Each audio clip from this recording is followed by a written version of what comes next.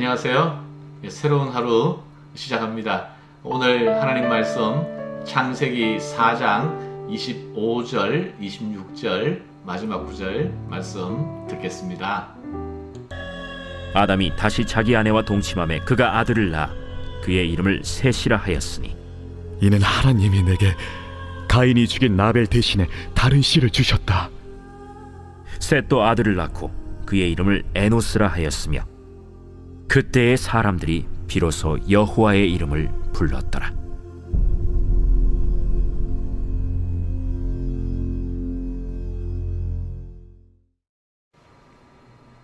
네, 창세기 4장 몇 번에 걸쳐서 지금 묵상하고 있는데요.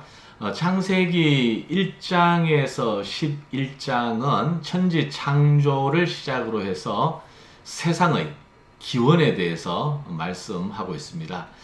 인류의 실제 역사 속에 들어있지 않은 그 이전 기원에 관한 이야기이기 때문에 신학적으로는 원역사, the primeval history라고 부릅니다. 원역사라고 부르는데, 그래서 창세기 1장은 창조를 통한 세상의 기원, 세상의 기원, 2장은 인간의 기원, 인류의 기원, 3장은 죄의 기원, 죄가 어떻게 인류 속에 들어오게 되었는지 죄의 기원에 대해서, 그리고 4장은 알다시피 가인과 아벨 사건이 나오죠.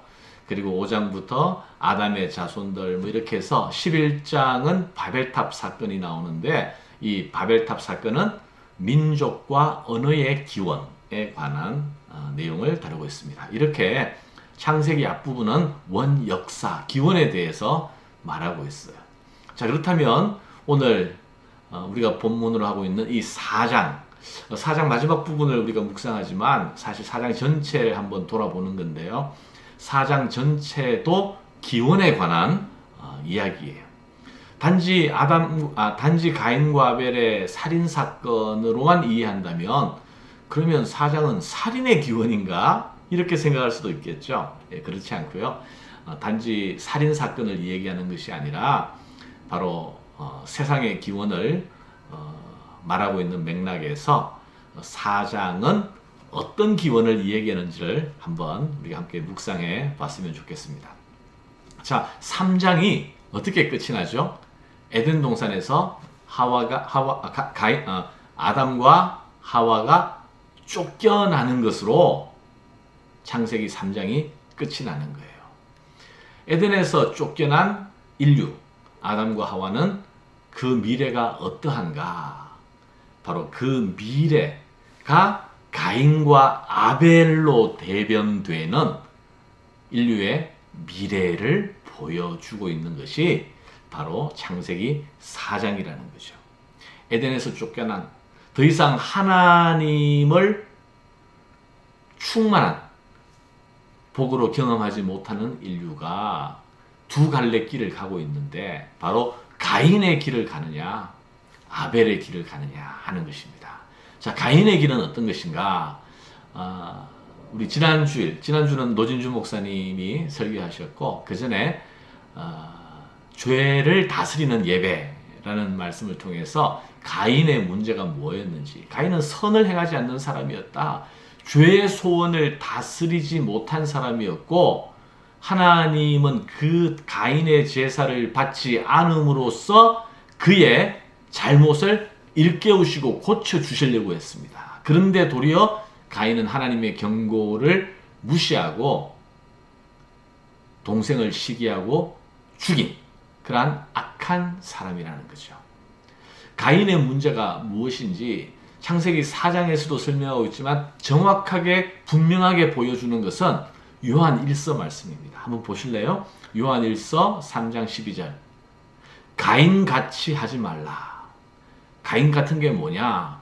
그는 악한 자에게 속하여 그 아우를 죽였으니 어떤 이유로 죽였느냐?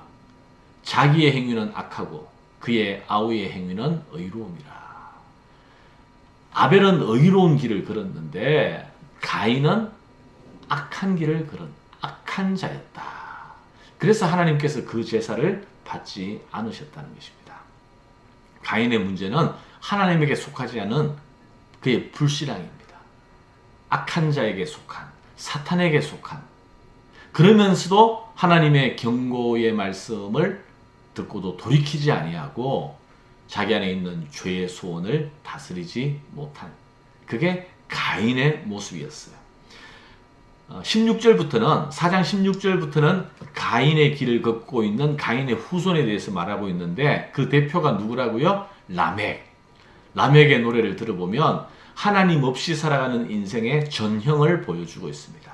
내가 세상에서 상처받았다고 세상을 복수하는, 세상을 원망하고 세상과 복수하는 그러한 죄인의 모습, 바로 라멕이었어요. 자, 그런가 하면 오늘 읽었던 이 본문 창세기 4장 마지막 부분에는 아벨은 죽었지만 아벨의 길을 걷고 있는, 믿음의 길을 가는 사람의 출생을 보여주고 있죠. 아벨 대신에 셋이라는 아들의 출생, 그리고 에노스의 삶이 어떠한 것인지, 바로 어떠한 삶이었습니까? 하나님의 이름을 부르고 하나님을 기억하고 하나님을 의지하는 삶이었습니다. 가인의 길이 하나님을 기억하지 아니하고 그 은혜를 외면하고 하나님의 약속을 붙들지 아니하고 오히려 스스로 자기를 의지하면서 세상과 싸우는 삶이라면, 아벨의 길, 또 셋의 길을 간 사람은 하나님을 기억하고 하나님의 은혜 아래 자기를 맡기는 삶을 살았다라는 것입니다. 가인의 길은 하나님 없이 자신의 힘으로 사는 길을 선택한 불신앙의 길이라면, 아벨의 길은 비록 에덴에서는 쫓겨났지만 여전히 하나님의 은혜를 의지하고 하나님을 붙잡고 살아가는 삶, 바로 믿음의 길의 전형이라는 거예요. 자, 이렇게 성경을 전체적으로 통전적으로 볼 때에 창세기 4장은 단지 살인사건을 다루는 것이 아니라 믿는 자와 믿지 않는 자의 삶의 갈림길, 바로 기원에 대해서 말씀하고 있다는 것입니다. 여러분, 오늘날에도 인생의 길에는 두 갈래 길로 나누어집니다.